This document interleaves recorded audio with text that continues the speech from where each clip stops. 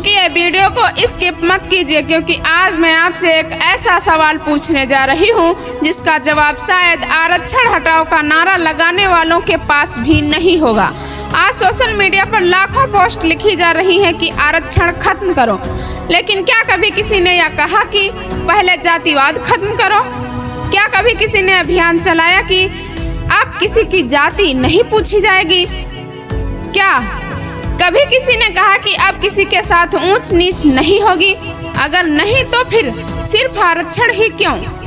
नमस्कार दोस्तों, मैं हूं सुषमा गौतम और आप देख रहे हैं भीम मिशन यूपी।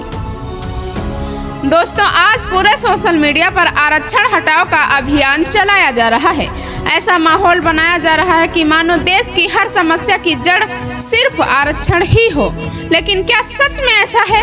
आइए इस सवाल का जवाब इतिहास, संविधान और तथ्यों के आधार पर समझते हैं। सबसे पहले एक बात समझिए, आरक्षण किसी पर एहसान नहीं है और न ही किसी को विशेष दर्जा देने की व्यवस्था है। इसका उद्देश्य उन लोगों को समान अवसर देना है जो लंबे समय तक सामाजिक और शैक्षिक रूप से वंचित रहे हैं। अब मैं उन लोगों से एक सवाल पूछना चाहती हूँ जो हर दिन सोशल मीडिया पर आरक्षण हटाओ लिख रहे हैं।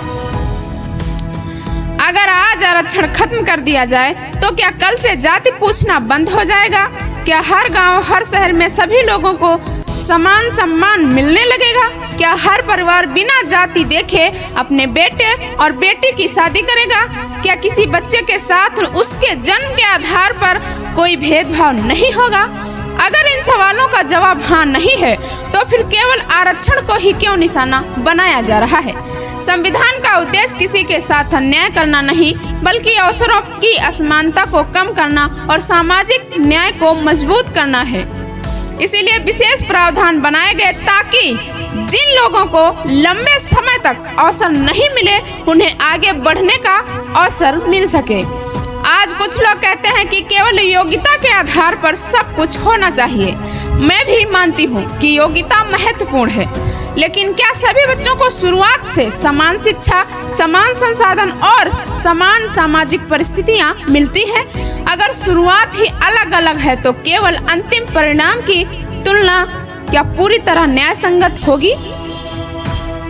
हमारा उद्देश्य किसी समाज के खिलाफ बोलना नहीं है और न ही किसी से नफरत फैलाना है।